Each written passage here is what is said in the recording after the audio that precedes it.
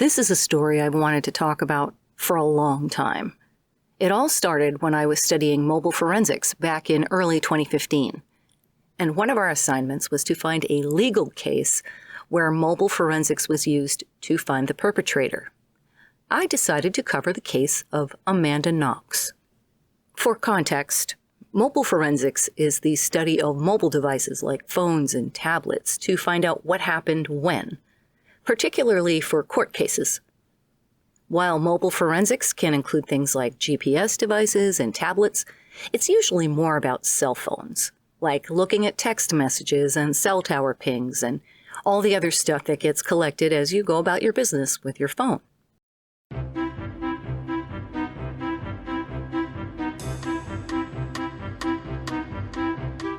For that class, while studying the case of Amanda Knox, what I found still sticks with me to this day. So now, I'm going to talk about it today on How Hacks Happen. This isn't an episode about an actual hack or a breach, or even about mobile forensics, but it's more about how forensics was not used in the way that it should have been.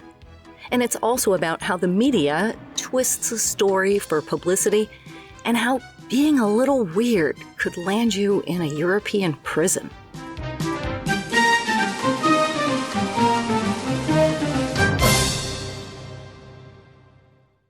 Back in that class in 2015, for the assignment of finding a case that used mobile forensics, most of my fellow students presented cases of text messages incriminating someone, or cell phone towers pinging on a phone near a dead body. But I was like, I want something with more juice. And it was in one late-night internet search that I stumbled upon the case of Amanda Knox.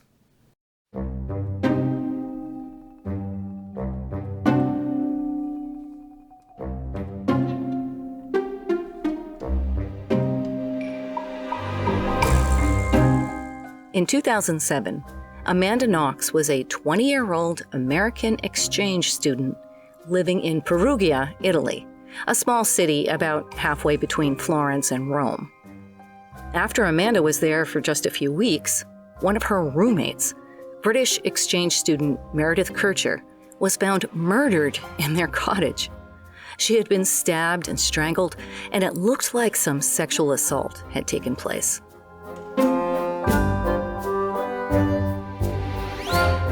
There was a mobile forensics aspect to the case.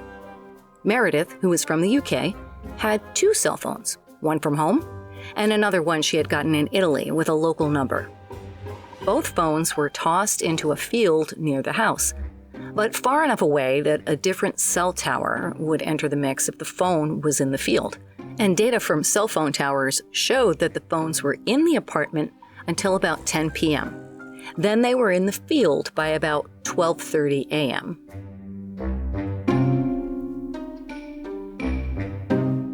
The autopsies performed on Meredith's body narrowed down the time of death to somewhere around midnight. So you kind of got to figure whoever murdered her tossed the phones right after. But there were no fingerprints or DNA on the phones, so that was a little bit of a dead end. All that did was help narrow down the time of the attack.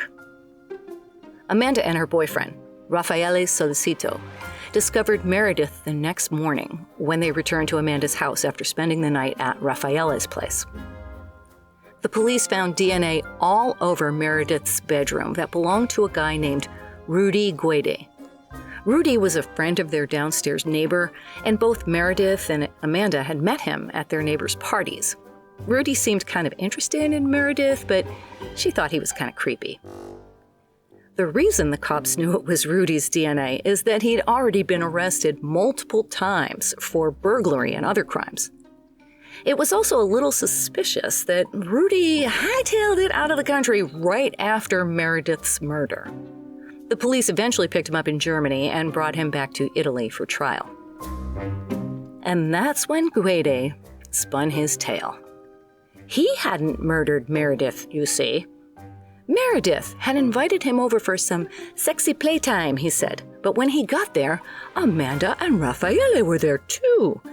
and the four of them started having sexy playtime together. But at some point, Amanda went into a rage and killed Meredith. Rudy, an innocent bystander, you see, he was simply defending Meredith when he made that bloody handprint on one of the pillows. And the whole thing freaked him out so much that he decided to skip town. Yep. Okay.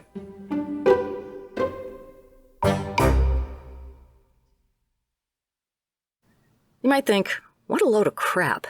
And you'd be right. But Amanda and Raffaele were arrested and charged anyway. The problem was, there were a lot of little things that caused problems for them when they went to defend themselves in court. Like how they acted when they found out about the murder. Now, there were also bits of Amanda's DNA that they found on Meredith's clothing, particularly on this one clasp of this bra strap. Not on any other part of the bra, just on this one tiny piece of metal. And bits of Amanda's blood mixed in with Meredith's in the bathroom that they shared, just tiny amounts. As far as compelling evidence goes, to me this seemed ridiculous. I grew up in a large family with a lot of sisters, and you would have been hard-pressed to find a single article of clothing in that house without all our DNA somewhere on it. Besides us borrowing each other's clothes all the time and our laundry often ending up in the same basket, our underwear would routinely end up in the wrong room and would have to be delivered to the right address. And as for tiny bits of blood getting mingled up in the bathroom, I mean, come on. Women cut their fingers, they get their periods. It happens. I imagine Amanda going, "Hey, Meredith, your bra ended up in my laundry." And the next thing you know, she's on trial for murder. But there was more to it than that.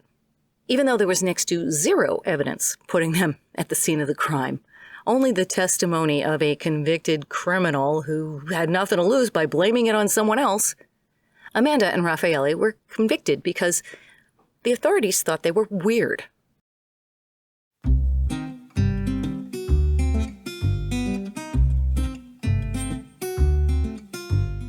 The two of them had, admittedly, been smoking a bunch of weed that night at his place. And according to the authorities, this proved two things. That Amanda was a drug addict, and that she was a big old harlot because she had only known Raffaele for a few days before she started banging him. Yep, clearly a cold-blooded killer, because she fell in love and she liked to get high. This case infuriated me for a bunch of reasons. One was that when I made my presentation in class, one of my fellow students piped up to tell me that he was sure Amanda Knox was guilty. They all got high on pot, he said, and they had some sex game, and Amanda stabbed her roommate to death in a big drug-fueled rage. This had me dumbfounded. A drug-fueled rage? I asked him, "Have you ever smoked pot?" To which he answered, "No." Okay, just ask any paramedic. People who are high on weed are far preferred as patients over people who've had too much to drink. Rather than starting fights or trying to drive home and weaving all over the road, people who are high on weed, they're more likely to babble about the meaning of life and then, fall asleep, or eat a bunch of nachos and then fall asleep.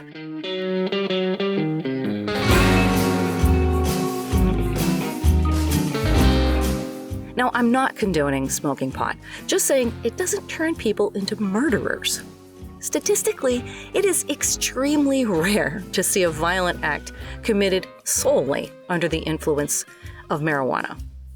Compare that to alcohol, which is linked to over 40% of violent crimes in the U.S., or meth, where people hallucinate enemies and pick fights with cops and trees, other inanimate objects. Because I actually study these topics, I know these things. I look things up and I read forensics reports. And marijuana-induced violence is just not a thing. But the prosecution, in this case, did not care. The Italian media didn't care either. And my fellow student, who, by the way, already had a job lined up with the NSA, the same agency that surveils all of us and uses digital forensics on a massive scale. He was absolutely convinced Amanda Knox stabbed her roommate to death during a wild sex game because she got too high on weed.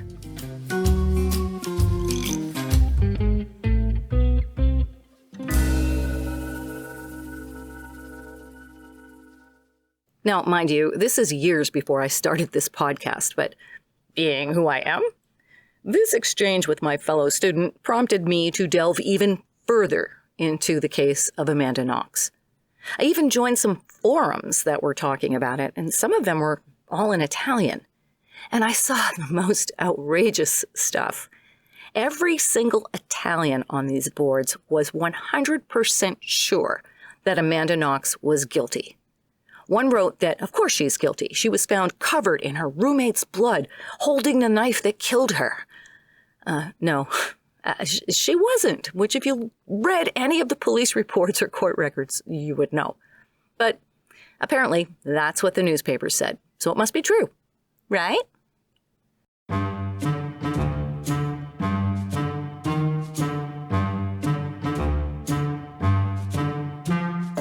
Now, there were some issues with Amanda and Raffaele's story.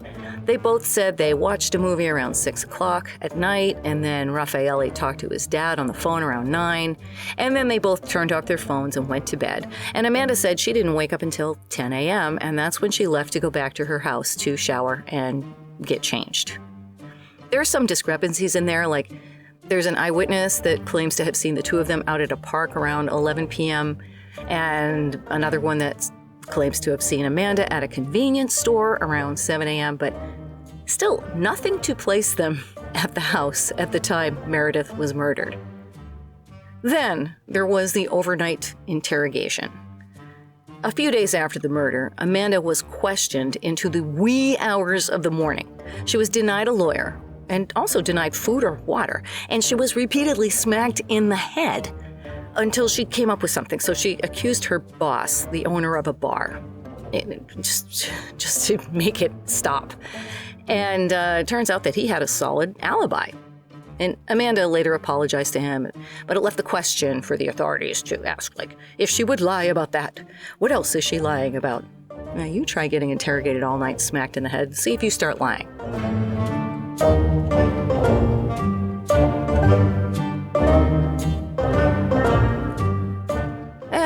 Then there are other things, like there were just the vibes. While the police were swarming all over the house right after the murder was discovered, Amanda and Raffaele were seen cuddling and kissing outside. And then when she was in the police station waiting to be questioned, she started doing yoga. Clearly, a hardened criminal.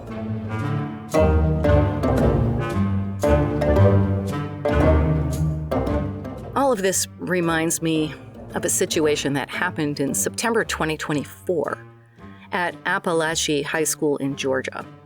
While a shooter was actively wandering the halls, a teacher got her students to hide, and then the teacher herself positioned herself at the door and held it closed.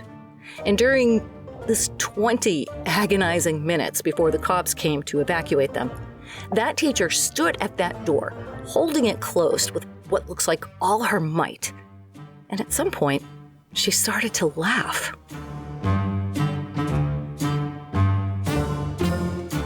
The moment was caught on video by one of her students, who posted it on Twitter and questioned how she could be laughing at a time like that. The video has been viewed millions of times and has thousands of comments, all saying pretty much the same thing. It was nervous laughter. Different people react to stress differently. And the teacher was most definitely not laughing because she thought it was funny. She probably thought she might die in the next few minutes. And in the same way, when people tried to console Amanda about Meredith's death, she reacted angrily. She was so very angry that her roommate's life had ended so senselessly and brutally and abruptly that she was probably kind of afraid that it might happen to her too. Amanda grieved in her own way, which unfortunately was not the way you're supposed to grieve. At least, not in Italy.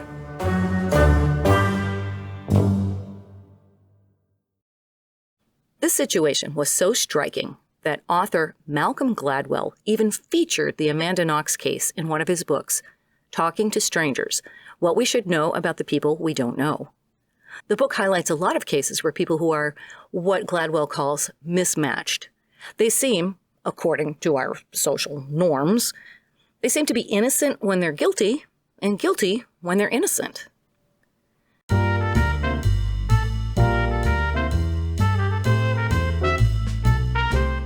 One of the main stories focuses on Hitler, who fooled politicians for years with his firm handshake and his friendly demeanor, which a lot of people mistook for trustworthiness. Famously, Neville Chamberlain, the British Prime Minister from 1937 to 1940, in 1938 he met with Adolf Hitler to try and avert a world war. Hitler assured Chamberlain that all he wanted was just this little piece of Czechoslovakia, that's it, and after that he would be done with the rampaging through Europe. That's all he wanted, just a little piece there. And Chamberlain, he took a good long look at Hitler, looked him in the eyes and thought, yeah, this is a man I can trust. Yeah, and we all know how that turned out.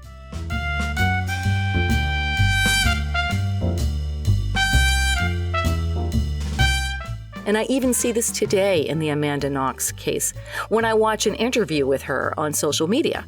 The comments are full of stuff like, you can tell just by looking at her that she's guilty. Really? Can you? This rather ordinary-looking woman wearing a cardigan and talking a little awkwardly about everything that went down, you must have some serious psychic powers. And if that's the case, why haven't you won the lottery yet? Now, that serial killer, Ted Bundy, on the other hand, charming guy, I guess. That's what a lot of people thought anyway, until he was caught and convicted of killing dozens of young women. Another common comment I saw on these social media posts about Amanda Knox: she won't stop talking about it, so she must be guilty. Well, okay. Since she was acquitted for good, Amanda Knox has become a passionate advocate for people who have been wrongfully accused. She collaborates with groups like the Innocence Project and the Innocence Network, and she has a podcast called Labyrinths, where she talks about coerced confessions and media bias and just generally about injustice in our court systems. Her work focuses especially on how misjudged behavior, like her own, can lead to life-altering consequences. And I can't help but make the comparison with the case of the Central Park Five in 1989, where 5 Black and Latino teenage boys were convicted of raping and killing a white jogger in New York City. The Central Park Five were interrogated for hours, some without parents or lawyers, and they all gave false confessions that were later proven to be coerced. And they all went to jail. And then the real perpetrator was caught and convicted in 2002, 13 years later. In both cases, there was no physical evidence linking the accused to the crime.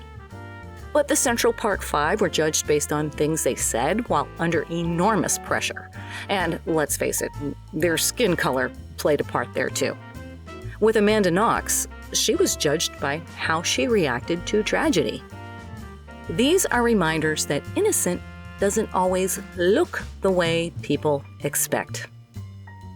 To those people who judge by appearance, I say, if you're ever accused of a crime, I hope the jury is smarter than you and looks at the evidence, not whether you cry at the right time or express your grief and pain in a certain acceptable way.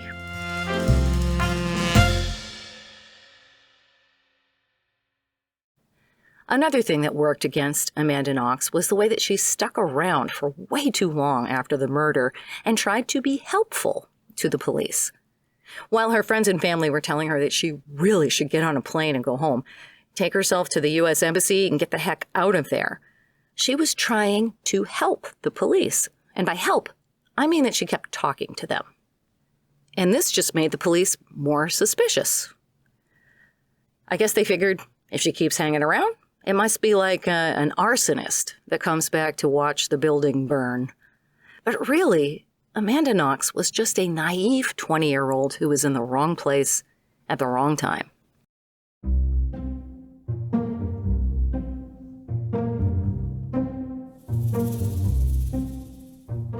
timeline for the convictions and acquittals in the case of Meredith Kercher's murder goes like this. November 1st, 2007, Meredith is murdered. November 6th, less than a week later, Amanda and her boyfriend Raffaele Solicito are arrested. A couple of weeks later, on November 20th, Rudy Guede is found in Germany and extradited to Italy to stand trial.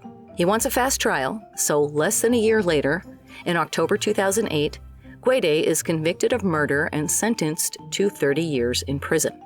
By the way, he eventually only serves 13 years, and now in 2025, he's out. Now back to Amanda and Raffaele.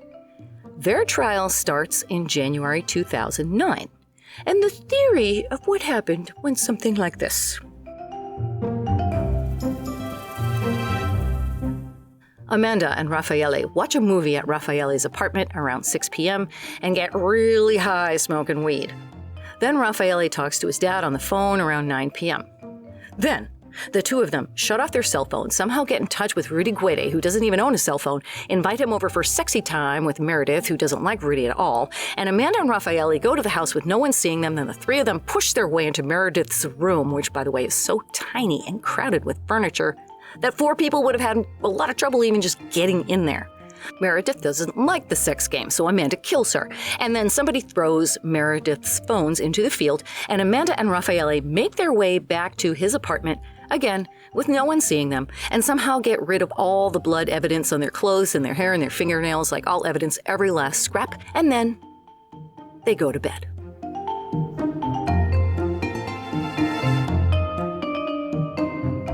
This might sound ridiculous to you and me, but in December 2009, both Amanda and Raffaele are convicted and sentenced to over 25 years in an Italian prison.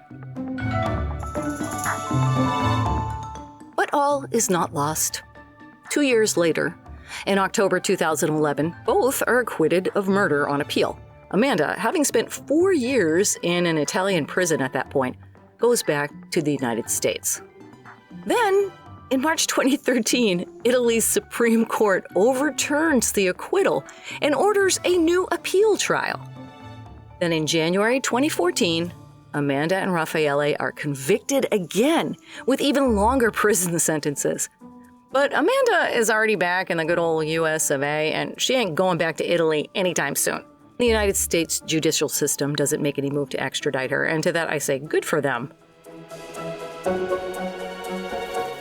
Then, in March 2015, Italy's Supreme Court definitively acquits Amanda and Raffaele, declaring them not guilty in the most final way possible. The court criticizes the investigation as riddled with, quote, stunning flaws. You don't say.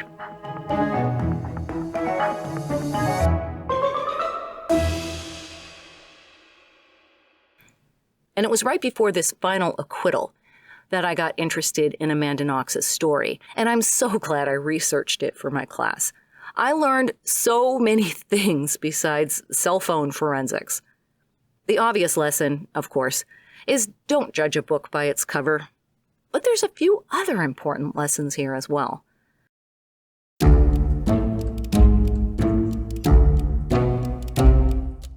One is that if the police want to talk to you down at the station, only agree to talk with a lawyer present. And another is not to speak to police at all if they are forcibly keeping you up past your bedtime, or saying things like, just tell us the truth or you can go home. Police can say anything they want, even if it's a lie. So clam up and ask for a lawyer. Now, I'm not saying you shouldn't ever help the police. They're trying to do their job, and sometimes they just need a bit of this or that information, and that's cool. This happened to me once when there was a robbery in my neighborhood, and a very pleasant detective showed up. They asked to see my outdoor security camera footage, and I said, sure. Since I knew nothing about the robbery, I simply told them that and showed them the footage, which also just showed nothing of interest, and then the detective left. All fine and good, and I hope it turned out well for them. But that's a very different story than if the detective had tried to haul me downtown to interrogate me about my whereabouts when the crime occurred. In that case, I would have been like, lawyer, lawyer, lawyer. And yet, another lesson I learned is, if you are in a foreign country and something crazy goes down, like a murder, give your factual and unemotional statement to the police, and then get thee out of the country. If this is a problem, your local embassy should be able to help you out. And try to keep the yoga to a minimum. No laughing or smiling, even if you're angry or feel like laughing or singing or whatever, because that's how you cope. Try to just look solemn or sad, at least until you get home. Oh, and one more thing. Leave your phone turned on at night. If you listen to the How Hacks Happen episode, Sneaky Phone Downloads, you know that thing will secretly ping on the cell towers around your house, all over the internet, all night long. But this will help cement your alibi, that you were home all night doing nothing.